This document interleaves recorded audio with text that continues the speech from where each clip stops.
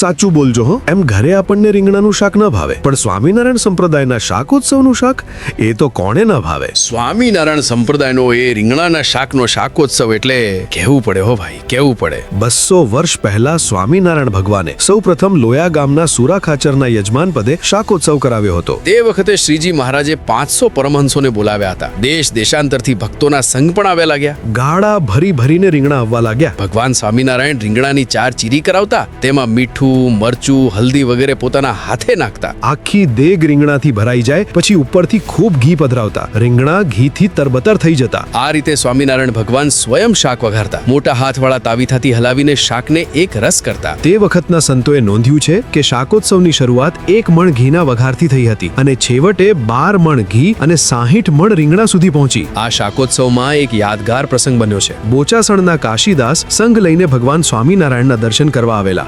આ જ સમયે મહારાજે અસલ રસોઈયાનું રૂપ ધારણ કરેલું અને પોતે શાક વઘારતા હતા. તેમના હાથ હળદીવાળા થાય તો ધોતીએ લૂછતા જતા હતા. હાથમાં મોટો તવેથો હતો અને મસ્તક ઉપર પ્રસ્વેદ બિંદુઓ જામેલા હતા. આમ ભગવાનને રસોઈયાના વેશમાં જોઈને તેમના મનમાં થયું, આને તો કઈ ભગવાન કહેવાતા હશે. આપણો ફેરો નકામો ગયો અને સંઘ આખો પાછો વળવા લાગ્યો. સ્વામિનારાયણ ભગવાન અંતર્યામી પડે આ વાત જાણી ગયા. તેમણે કાશીદાસને કહ્યું, સંઘને નજીક લઈને આવો. સંઘ નજીક આવ્યો અને મહારાજ બોલ્યા, ભક્તો, કોઈ વ્યક્તિ હરિદ્વાર યાત્રા કરવા જાય અને ચોમાસાનો સમય હોય, વરસાદને લીધે ગંગાજીનું પાણી ડહોળું થઈ જાય તો તે ડહોળું પાણી જોઈને કોઈ નાહ્યા વગર પાછો આવે તે ડાહ્યો કહેવાય. અને સંઘના ભક્તો એકબીજા સામે જોવા લાગ્યા કે આ તો આપણી જ વાત કરે છે. લાગે છે આ ભારે અંતર્યામી છે.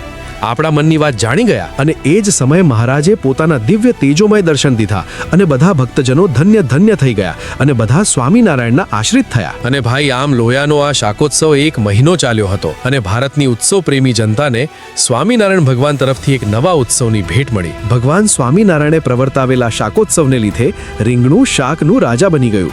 વહાલા ભક્તો, જો તમને વિડીયો પસંદ આવ્યો હોય તો આવા જ સત્સંગના વિડીયો જોવા માટે અમને સબસ્ક્રાઇબ અને ફોલો કરી લેજો.